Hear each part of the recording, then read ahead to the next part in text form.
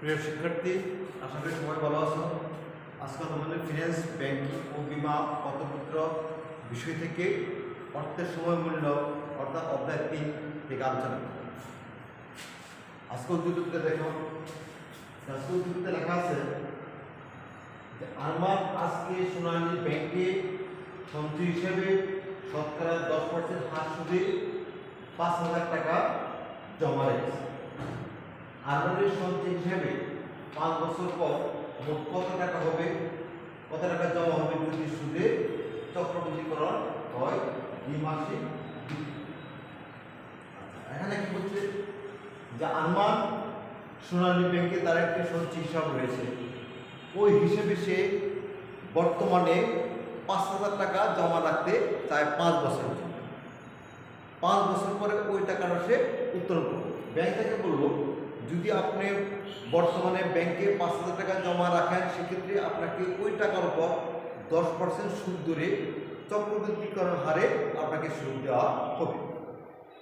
ইদানো German সঞ্চয় হিসেবে 5 বছর পর মোট কত টাকা জমা হবে যদি সুদে চক্রবৃদ্ধি হয় দ্বিমাসিক ভিত্তিতে। অর্থাৎ দ্বিমাসিক ভিত্তিতে মানে কি, তোমার 2 মাস অন্তর অন্তর তাকে সুদ প্রদান করা হবে। অর্থাৎ প্রথম 2 মাস যে টাকা জমা হবে ওই টাকার উপর সুদ চার্জ করা হবে। সুদ করার পর ওই সুদটা আবার মূলধনের সাথে তোমার যে 5,000 টাকার সাথে যোগ হবে, যোগের পর মোট হবে কোনটা সুদ যোগ আসল, সুদাসন। ওই টাকার উপর হওয়ার পরবর্তী 2 মাস পর আবার সুদ চার্জ করা হবে। ওইটা আবার মূলধনের মূল টাকার সাথে যোগ হবে, সুদাসন হবে। ওই সুদাসনের উপর আবার টাকা হবে। তোমার বছরে তোমার 6 বার সুদ চার্জ করা হবে। দ্বিমাসিক ভিত্তিতে মানে কি, তোমার বছরে তোমার 2 মাস অন্তর অন্তর তাকে সুদ দেওয়া হবে। অর্থাৎ বছরে তাকে 6 বার সুদ দেওয়া হবে। 6 দোকানে 12। কি দাঁড়ালো? আরমান আসলে অর্থাৎ আরমান তার সঞ্চয় হিসেবে বর্তমানে 5,000 টাকা জমা রাখবে। এই টাকা 5 বছর পর টাকা ব্যাংক থেকে উত্তোলন করবে। 5 বছর পর আরমান তার অ্যাকাউন্ট থেকে কত টাকা উত্তোলন করতে পারবে। কি দাঁড়ালো যে আরমান বর্তমানে সে 5,000 টাকা রাখবে। অর্থাৎ মানে কি, তোমার তার বর্তমান মূল্য কত টাকা? 5,000 টাকা। কত টাকা? 5,000 টাকা। এই 5,000 টাকা 5 বছর পর ব্যাংক থেকে তুললে সে কত টাকা পাবে? অর্থাৎ ভবিষ্যতে সে কত টাকা পাবে। বর্তমান মূল্য যদি 5,000 টাকা হয়, তাহলে এটা 5 বছর পর ভবিষ্যৎ মূল্য কত টাকায় দাঁড়াবে যদি সুদের হার দ্বিমাসিক হয়। অর্থাৎ বছরে যদি প্রতি বছরে যদি 6 বার যদি সুদ চার্জ করা হয়, প্রতি 2 মাস পর পর যদি সুদ দেওয়া হয়, অর্থাৎ ওই টাকার উপর যদি প্রতি 2 মাস পর পর সুদ দেওয়া হয় 10% হারে, সেক্ষেত্রে ওই টাকাটা ব্যাংকে জমা রাখার পর 5 বছর পরে ওই 5,000 টাকায় কত টাকা পাবে। অর্থাৎ বর্তমানে 5,000 টাকা জমা হবে, ভবিষ্যতে সে কত টাকা ব্যাংক থেকে উত্তোলন করবে, ওই কথাই একটা তোমার উদ্দীপকে বলা হয়েছে। প্রিয় শিক্ষার্থী, যখন তোমরা অঙ্কটা করবা, সেক্ষেত্রে অঙ্ক করার সময় এই উদ্দীপকটা ভালো করে করতে হবে এবং বুঝতে হবে। যদি এটা বুঝতে না পারো, সেক্ষেত্রে তুমি সহজে অঙ্কটা করতে পারবে না। তাহলে আমি মূল অঙ্ক আসি। এখানে কি চাইছে যে চক্রবৃদ্ধি দ্বিমাসিক ভিত্তিতে আরমান সঞ্চয় 5 বছর পর কত টাকা তুলবে। এই যে অঙ্কটা, এটা সাধারণত আমরা লিখছি এখানে যে বর্তমানে সে জমা দেবে কত? 5,000 টাকা জমা দেবে এবং সুদের হার কত? 10%। অর্থাৎ 0.10 টাকা। এম মানে কি? 5 বছর। 5 বছরের জন্য ব্যাংকে জমা দেওয়া হবে। এম মানে কি? মানে চক্রবর্তী সংখ্যা, বছরে কয়বার সে সুদ পাবে। বছরে যে 6 বার। 6 বার কি হবে? প্রতি 2 মাস অন্তর অন্তর তাকে সুদ দেওয়া হবে এই 5,000 টাকার উপর। প্রতি 2 মাস পর পর যদি সুদ দেওয়া হয়, সেক্ষেত্রে বছরে তাকে সুদ দেওয়া হবে মোট 6 বার। এই m = 6 চক্রবর্তীর সংখ্যা। তখন কি FB অর্থাৎ ফিউচার ভ্যালু, ভবিষ্যৎ মূল্য। ভবিষ্যৎ মূল্য আমরা জানি, এটা আমাদের বের করতে হবে। আমরা ভবিষ্যৎ মূল্য বের করব। এখানে কি কি দেওয়া আছে? বর্তমান মূল্য দেওয়া আছে, অর্থাৎ বর্তমান কত টাকা জমা দেওয়া হবে 5,000। সুদের হার দেওয়া আছে, বছর কয় বছরের জন্য জমা দেওয়া হবে এটা দেওয়া আছে, এবং বছরে কয়বার সুদ চার্জ করা হবে, অর্থাৎ বছর কয়বার তাকে চক্রবৃদ্ধি হারে সুদ দেওয়া হবে ওটা দেওয়া আছে। এখন আমরা মূল অঙ্ক আসি। কি চাইছে এখানে? FB। FB কি ফিউচার ভ্যালু। ফিউচার ভ্যালু চেয়ে থাকে ভবিষ্যৎ মূল্য, সেটা আমাদের ফিউচার ভ্যালু শুরু করতে আমাদের আমরা করতে হবে। আমরা জানি ভবিষ্যৎ মূল্য অর্থাৎ future value is equal to সূত্র হলো পিবি ইনটু 1 সূত্র 1 plus I by N whole N গুণ এন। আমরা মূল সূত্র জানি এটা, মূল সূত্র হলো তোমার পিবি ইজ ইকুয়াল টু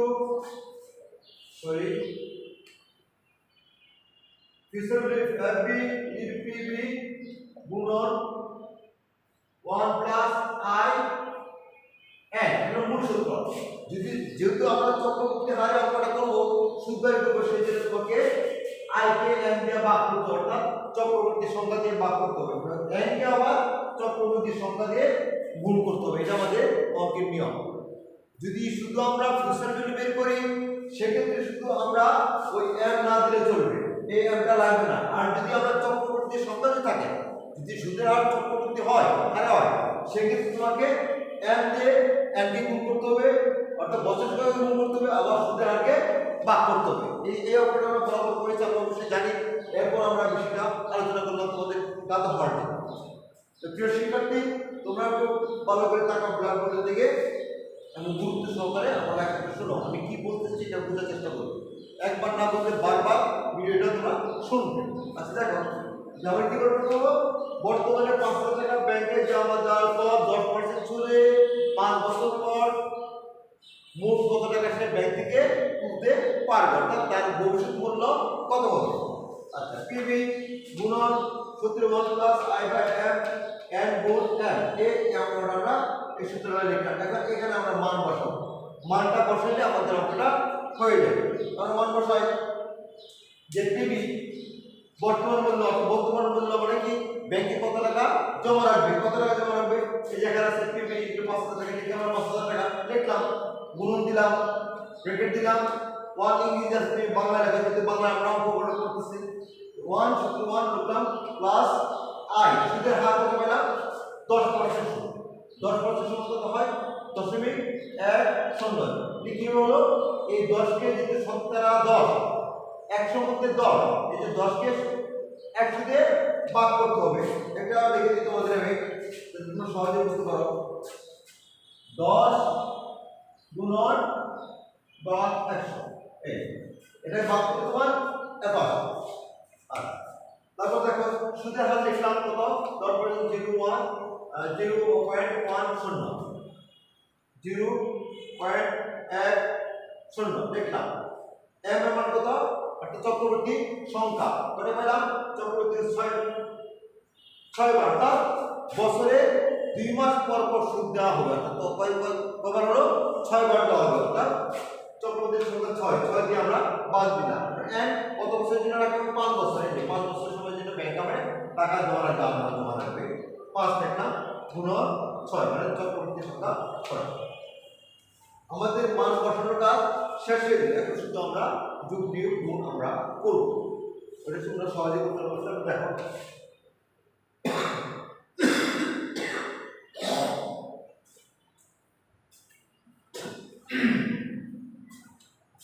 5000 লিখলাম,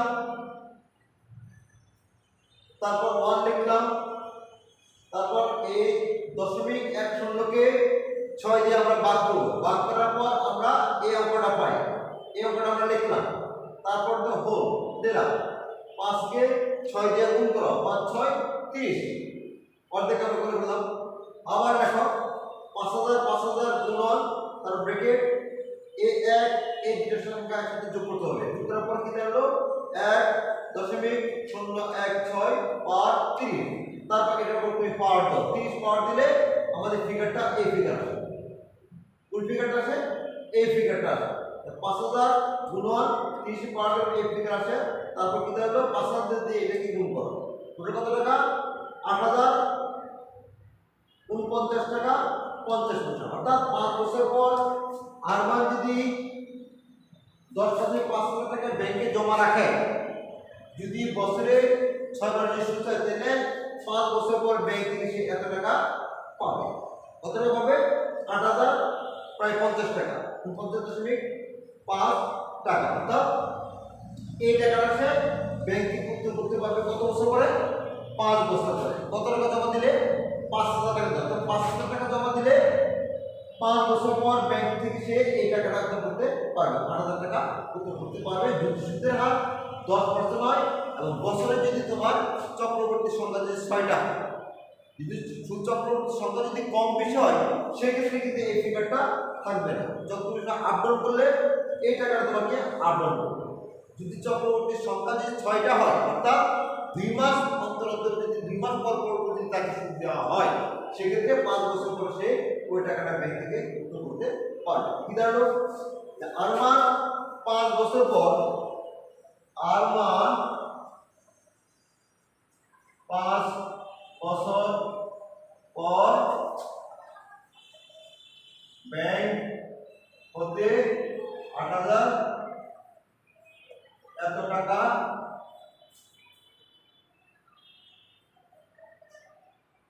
উত্তোলন করতে পারে। উত্তর ঠিক আছে। প্রিয় শিক্ষার্থী, আশা করি তোমরা অঙ্কটা বুঝতে পেরেছ।